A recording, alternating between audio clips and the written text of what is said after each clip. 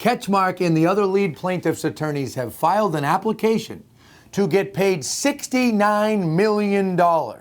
And folks, that is only on the $208 million that is currently in the settlement pot. It doesn't include future settlements and or judgments.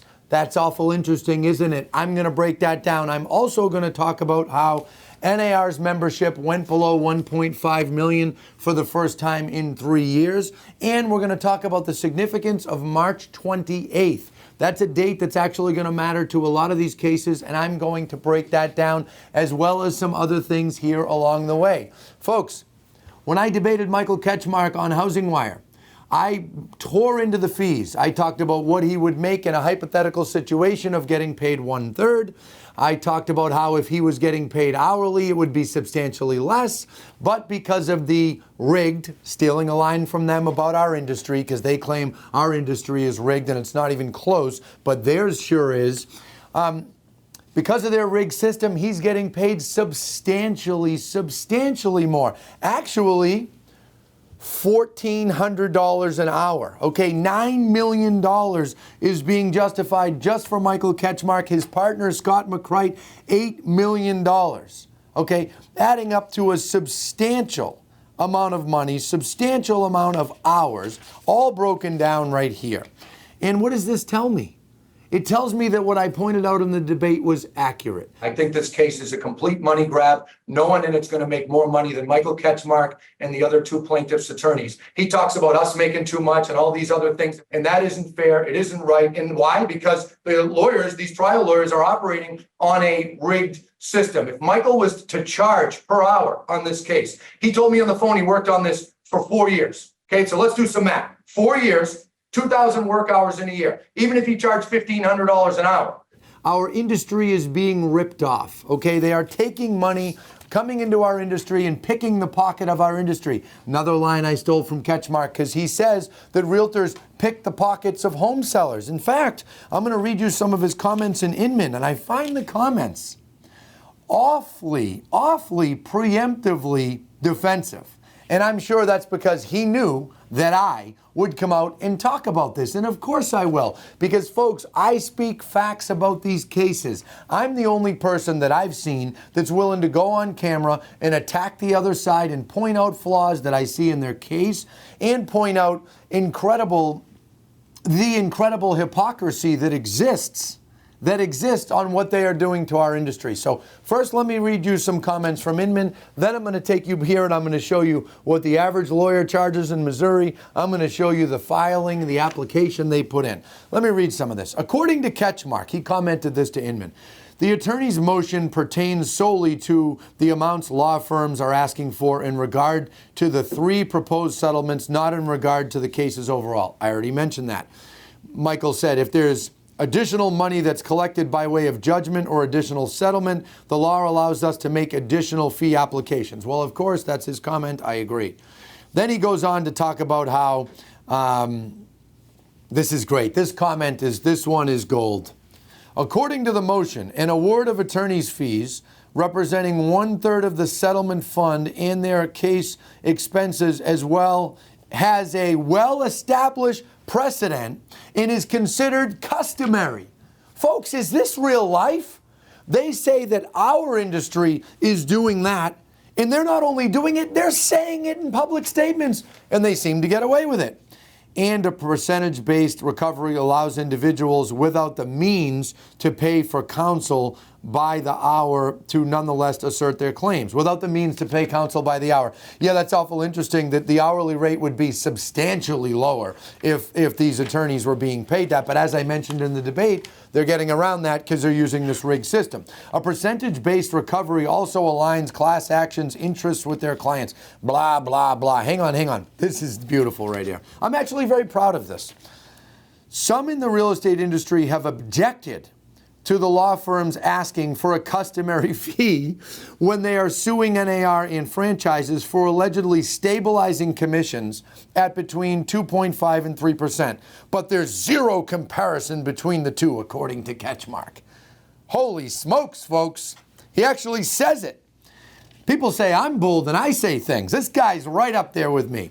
There's a difference between, this is Michael's quote, okay? There's a difference between a fee application where the court comes in and reviews an amount and approves an amount and conspiring with your competitors to set your wages. Really? Us realtors conspire with one another? Real estate brokerages conspire with one another? That's a lie. I've said it since my first video. And I'm going to show you some evidence of that in a second. Okay, come with me. Let's take a look. First, I want to review the actual application, so stay with me here. I'm going to read it and I'm going to scroll down. In the United States District Court for the Western District of Missouri, Western Division, declaration of Michael Ketchmark in support of class counsel's motion for attorney's fees, costs, expenses, and service awards. Okay, so they're putting in a very legitimate application. I get all that. Now we do a little scroll down. There's all kinds of justification. Some of it I'm sure was worded really well because they knew I would pick it apart. And let's take a look here, folks. Michael Ketchmark, partner, 6,314 hours at a rate of $1,450 per hour, $9 million and some change. Scott McCright, you all can read, it's right here on the screen, 6,000 and change hours, 8.2 million. Folks, isn't this interesting? See, what they did, it's very obvious, is they did the math on 1/3 of 208 million, and then they did the numbers backwards and reverse engineered their hourly rate. Folks, if this settlement pot so far was 300 million, make no mistake about it, they'd be applying for $100 million in attorney's fees. But they're applying for 69, even though one of the sheets they put together justifies 82 million. They're probably trying to act like they're nice guys taking 69, okay? Let's take a look at what the average lawyer makes in Missouri.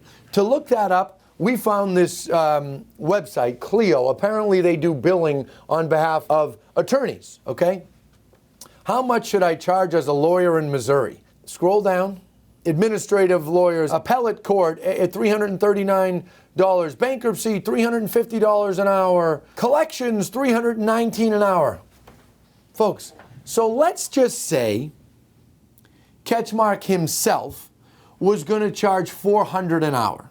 He says he works 6,000 hours, 6,000 and change.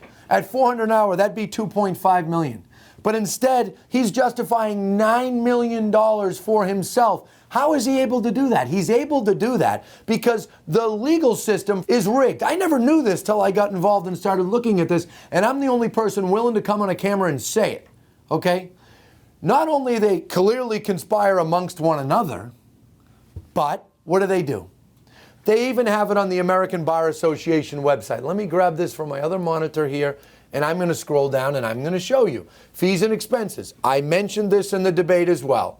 If I scroll down, you can get right to the part that specifically says 1/3 to 40%. In a contingent fee arrangement, the lawyer agrees to accept a fixed percentage, often 1/3 to 40% of the recovery, which is the amount finally paid to the client. And folks, it's right here on the American Bar Association website. Look at it. You won't find any talk like that on the National Association of Realtors website that I know of. I don't run the website personally. I'm not in charge of anything or anyone there. I'm a member, but I've never seen such a thing, and no one has sent it to me, okay? And they have it right on their website. So I just wanted to point that out. I wanted to point out Ketchmark's comments in here, which were obviously preemptively defensive because he knew I would do this. But in my opinion, they deserve it, he deserves it, and that's why I'm doing it. It'll be interesting to see what the judge says. Now, obviously, they should be paid. I'm not arguing about that. We all want to get paid for our jobs. Moving on. NAR membership drops below 1.5 million for the first time. This was in the Real Deal, came across my monitor 2 hours ago. First time in 3 years. Trade group cites worst market since 1995. That's true. Okay, there's no question the market is having the biggest impact on membership. And Lawrence Yen, the economist, even pointed out that he expects it to go down more in the next couple of years. I agree. But I can't help but wonder, is the PR machine that is clearly put up to by the Plaintiffs Council, are they having an impact? for defaming our business and using their talking points in the media to any media that will listen. I distinctly remember Ethan Glass, the attorney on behalf of NAR, saying to the judge, and I wasn't there, but I read it, that every night Ketchmark goes on the evening news and spews anything he wants, right? At some point, that is having a detrimental impact to our industry and to realtors. And that's why I'm willing to go out and argue and point things out about their fees, okay? And clearly, the vast majority of realtors love when I do this because the vast majority of realtors know that this is wrong. So NAR membership may be down, but I will tell you there's not a chance the real estate industry is going away. Buyers will always need realtors. Sellers will always need realtors. Landlords and tenants will always need realtors. It's the way it goes. It's the way it's gone for more than 100 years. This is both an emotional and financial transaction in business. Okay, folks? So I'm not concerned about that. Now, what's to come in the weeks to come? March 28th is an important day. There's a bunch of judges from multiple states, thankfully not the judge from the Western District of Missouri, but there's multiple judges getting together and they're going to discuss the idea of consolidation amongst, I'm sure, other things related to the case. I sure hope that these cases do not get consolidated to the Western District of Missouri. And if you're one of the defense attorneys watching, I strongly recommend that you log on to recases.com. I have it right here on my TV monitor in my office. Log on to recases.com. So that's something that's going to happen on the 28th. I'm sure articles will come out after that. Information will come out after that, and I will report to you all when I get it with my opinions. In addition to that, in the MLS PIN case, MLS has requested that they can put in a rebuttal to the Department of Justice's statement of interest that they had put out. If you haven't seen my videos on the Department of Justice position on our industry, you need to go on to recases.com and take a look at that video. I broke that down, and then I broke down what to do if you're a realtor and how you're going to get paid. I went into it as much as I could on a video.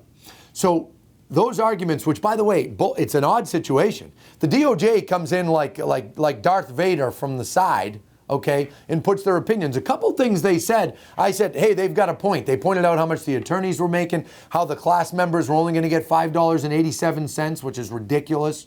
Okay, a couple points they made were valid. But there were some things that they said that clearly showed they're off base with understanding how our industry works, understanding how this would affect buyers, first-time buyers, VA buyers, etc. So I recommend taking a look at that. If you haven't yet, you'll find it on recases.com. I imagine at this point I'll be back to you all in early April, unless something mysterious comes up sooner, folks.